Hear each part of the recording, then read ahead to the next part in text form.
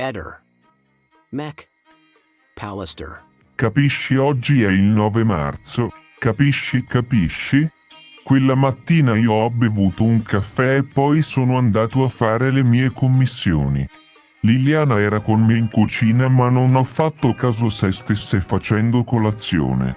Quando sono arrivato a casa la prima volta, la porta era chiusa con ambedue le serrature.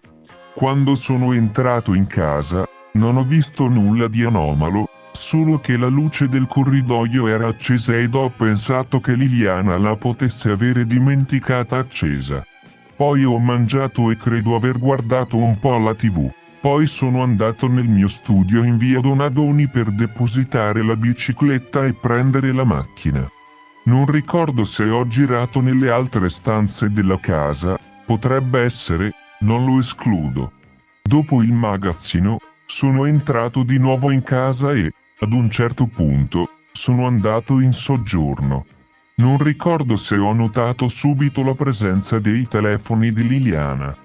Nel senso che non ricordo se mi sono accorto dei telefoni quando ho sentito arrivare il messaggio di Gabriella o se li avevo notati prima del messaggio.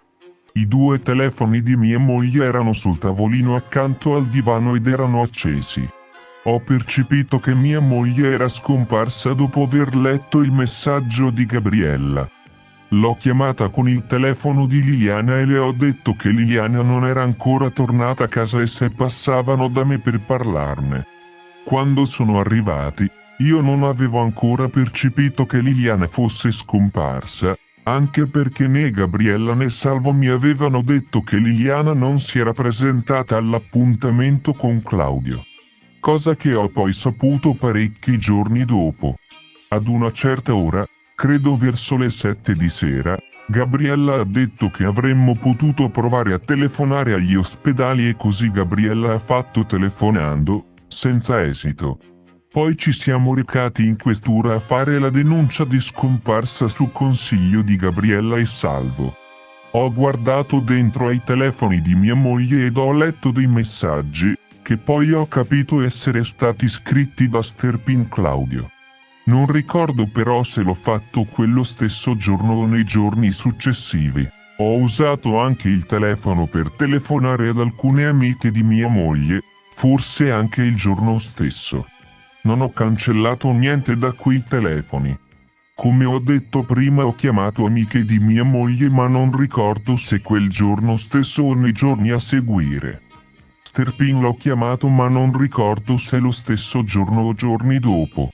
Lui mi ha risposto di essere a Basovizza, a pranzo, insieme alla figlia e che se volevo ci potevamo incontrare dopo. Nella circostanza mi ha detto che Liliana andava a casa sua ogni martedì a fare commissioni ma io, questo, non lo sapevo ed ho pensato che fosse il solito vecchietto a cui Liliana andava a dare una mano. Con Sterpin non mi sono mai visto. Quando ho realizzato che mia moglie era scomparsa, non ho trovato nulla di suo in casa che mi facesse ritenere che si fosse allontanata per non tornare più. Quando mia moglie è scomparsa, non avevo notato in casa la sua borsetta che il 23 dicembre è stata ritrovata nell'armadio in camera da letto con il portafoglio di mia moglie ed altri oggetti al suo interno. Ne ho ritrovato scritti suoi in cui mi spiegava le ragioni del suo allontanamento. Mia moglie non mi ha mai parlato di Sterpin.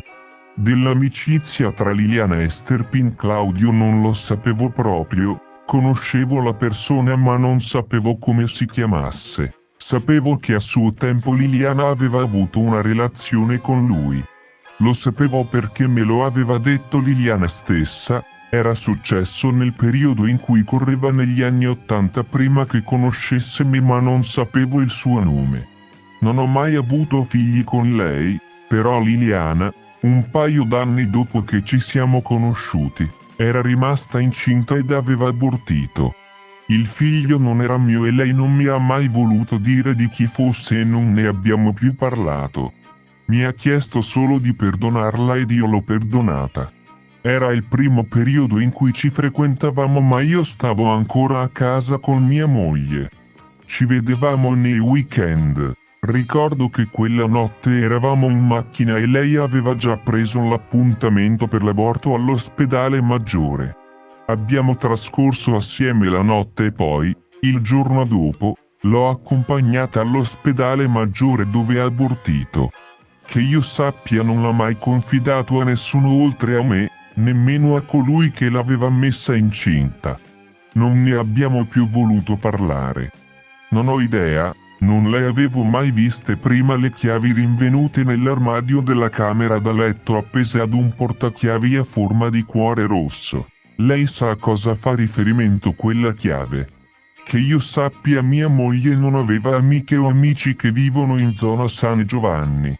Non abbiamo avuto a disposizione altri locali in quella zona, solo l'appartamento di via Verrocchio. A Liliana con Sterpino ho fatto alcune foto, forse 3-4 quando Liliana faceva atletica. Poi ho fatto a loro una foto qualche tempo fa, mi sembra nel 2020, ad una festa di bersaglieri. Conosco Pino e Laura, abitano a Romans di Sonzo, siamo amici da tanto tempo e ci siamo anche frequentati nel corso degli anni. Pino lo conosco da tanti anni ed andavano in sauna assieme nei bagni pubblici a Gorizia, ancora prima che Pino entrasse in polizia. Con loro mi sono visto il giorno di Santo Stefano perché mi avevano invitato a pranzo. Mi avevano telefonato dicendomi che avevano tanta roba da mangiare avanzata dal pranzo di Natale e mi hanno invitato da loro. In quella circostanza gli ho portato alcuni hard disk affinché me li custodissero. Stavo male in quei giorni ed avevo paura di morire.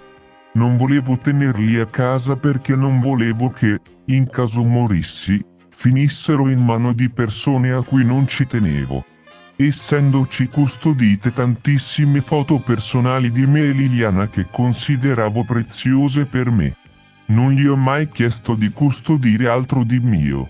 Ho la casa piena di roba, potrebbe essere anche che ci sono rotoli di spago o pezzi di cordino ma non saprei dirlo con certezza né dire il contrario. Le chiavi di riserva del nostro appartamento le tenevamo in un portachiavi in legno appeso in corridoio. Ma io non le ho mai usate e non saprei se lei le ha usate di recente. Non ricordo quando le ho viste posate per l'ultima volta perché non ci andavo mai in quel contenitore. Acconsento che venga effettuato su di me il prelievo di un campione biologico per tipicizzare il mio profilo DNA. Ehi, non dimenticare di iscriverti a questo canale.